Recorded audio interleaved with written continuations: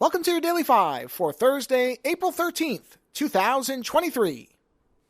If you're not into video games, you may not have seen anything about this particular news, but if you are, I'm sure you've seen at least a few stories, and if you're in Discord or Reddit, I'm sure there have been lots of threads with angry people ranting about the fact that the upcoming game Redfall from the developer Arcane, that is part of the Bethesda, or I guess that'd be Bethesda, which is part of ZeniMax, which is now part of Microsoft.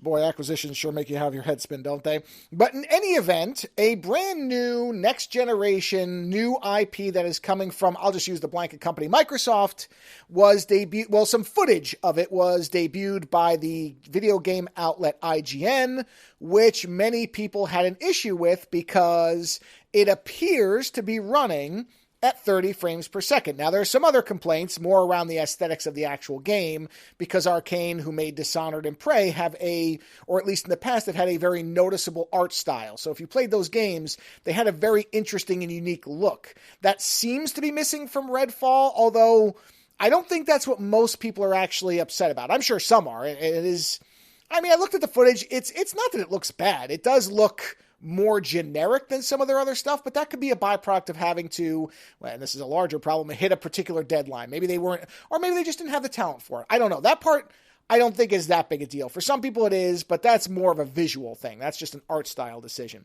What I think most people are actually genuinely upset about is that this is a cooperative multiplayer game that appears to have a high degree of action that is going to launch on next generation consoles at half the frame rate that most people would expect it to.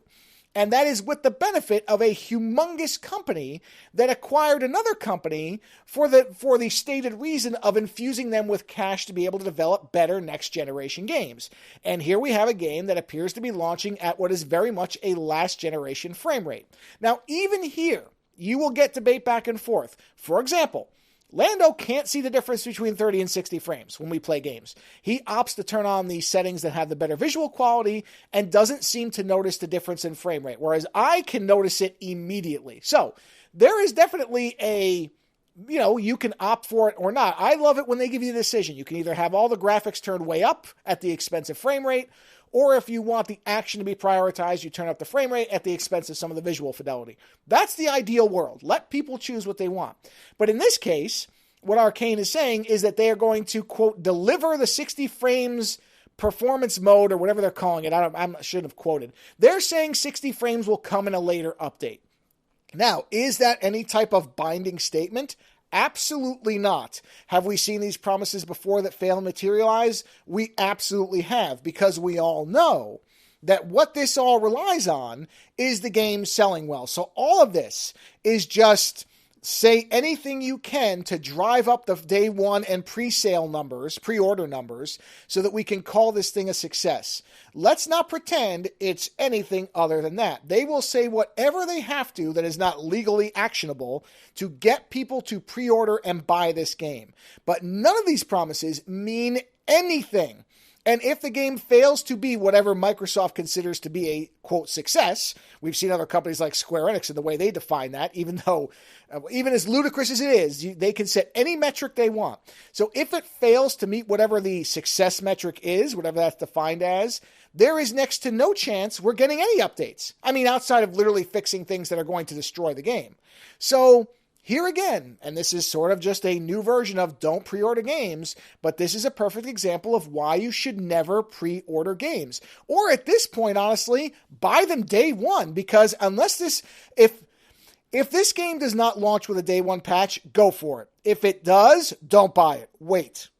Let's see what happens, because there is virtually no chance that if this thing doesn't sell well, that it's going to get any updates that are being promised. There simply is no contractual or legally binding element to anything they're saying. They can say everything. They can say they're going to give you a 240 frames patch, and it's just as legally viable as what they're saying now.